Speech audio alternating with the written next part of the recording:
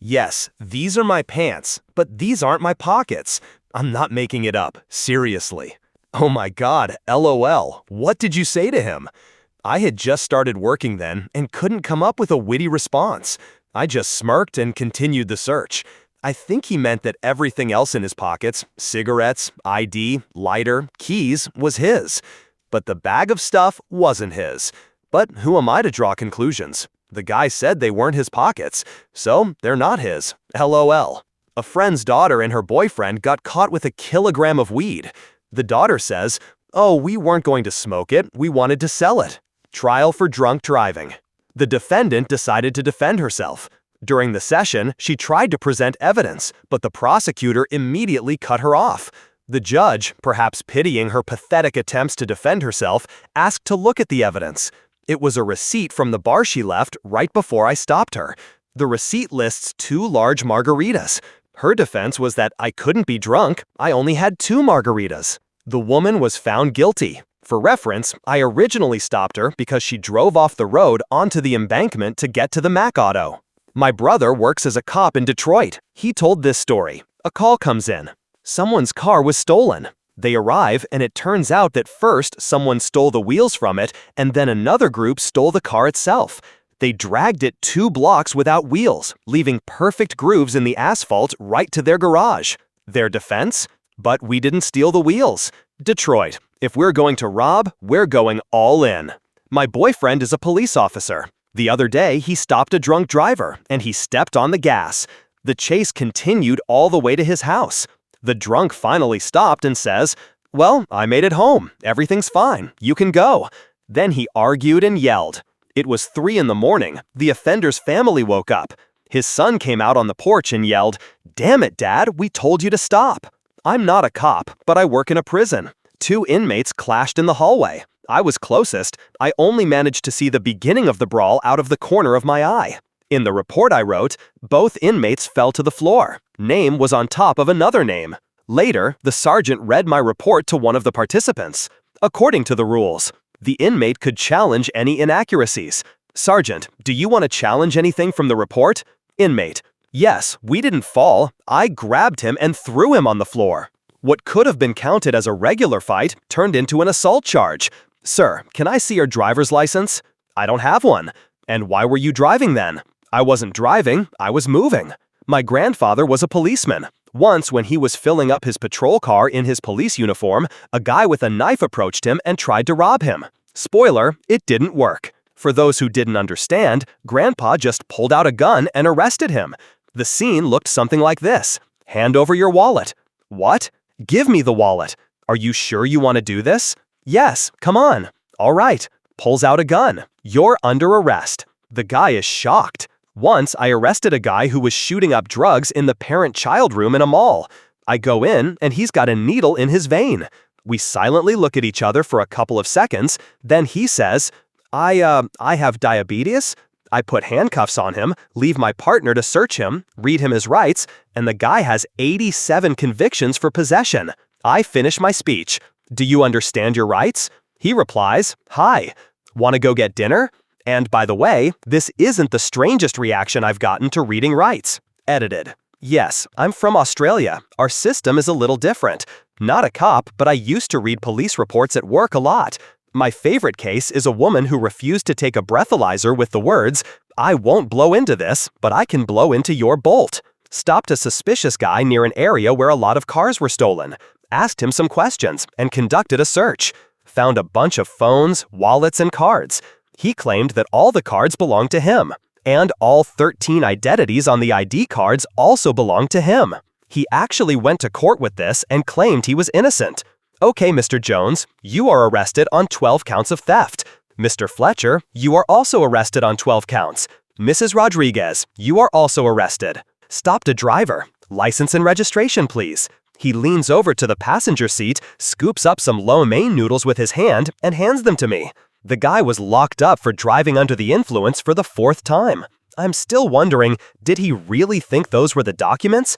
Or was it a sacrifice in exchange for mercy? My ex says the cop who stopped them, "I'm so wasted right now, I'm in shock myself."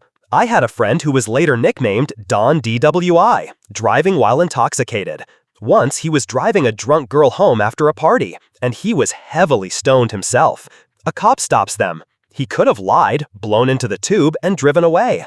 But no, the first thing he says, "I'll say it straight, I'm incredibly stoned." Of course, he spent the night in the drunk tank. And then it's a movie. It turns out the girl is 17 years old and homeless. She had nowhere to go, and he gave the police my address.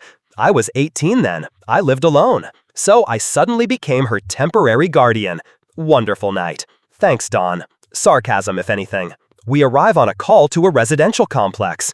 A kid was eating a corn dog on the roof and got stuck there. Firefighters take him down. I ask, "Why did you even climb on the roof and with a corn dog?" He's like, with an impassive face, "I threw it up there." And, with a look like, "Are you stupid?" I was speechless. I'm a dispatcher. A guy calls and says, "I'm with my ex now. She's pregnant with my child. Yeah, we have a no-contact order, but we want to eat together. Please call the judge and cancel the order. We'll go to a restaurant."